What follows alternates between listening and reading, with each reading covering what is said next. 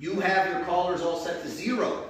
What we need to do now is we need to figure out the working level of the dog. This is the level at which the dog discerns it, but is not distressed by it. So we want the dog to show that they feel something, all right? But obviously not to be vocalizing, not even to be twitching really. We want the dog to just show a very slight acknowledgement that they feel it. It can be something as little as their ear moves a little bit, a slight movement of the neck, but you don't want, like I said, any vocalizations, any jumping, anything like that. The low levels are very, very low, so it's not uncommon that you're going to be at, anywhere from 4 to 8 on a dog, right? Before they feel it. Okay, so let's watch the lap puppy. When I do this, I don't tell my dog anything. I want the dog to not be expecting anything.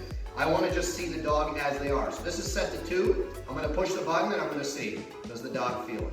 And as you can see, there's really no sign there. And if you're not sure, you can always push the button again. She's getting the stimulation right now.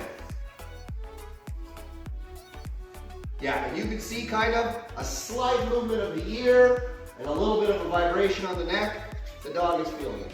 Okay? That's what I wanted. So she's being stimmed right now as I speak. What I'm going to do is I'm just going to take this dog out. I'm not going to tell the dog to do anything. All I'm going to do is just walk around with the dog.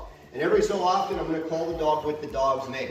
All I'm going to do is when I say her name, I'm going to push the button. I'm not going to push the button after I say her name. I'm going to push the button at the exact moment in which her name starts to leave my mouth. The purpose of this exercise is not to make the dog come to me.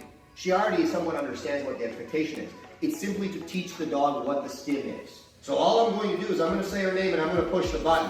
And I'm going to wait 2 seconds. If the dog then starts to move towards me, I'm immediately going to take my finger off the button and start praising the dog. When she gets to me, she will be rewarded.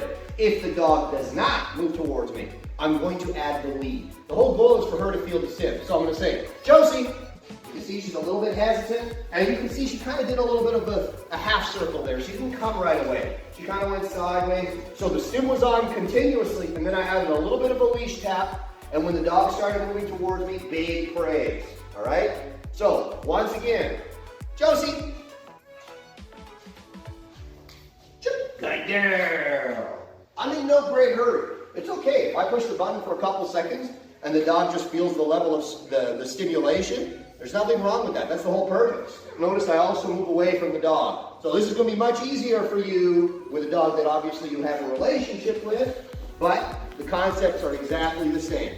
Josie. Good girl. And you can see the response is becoming a little bit faster now.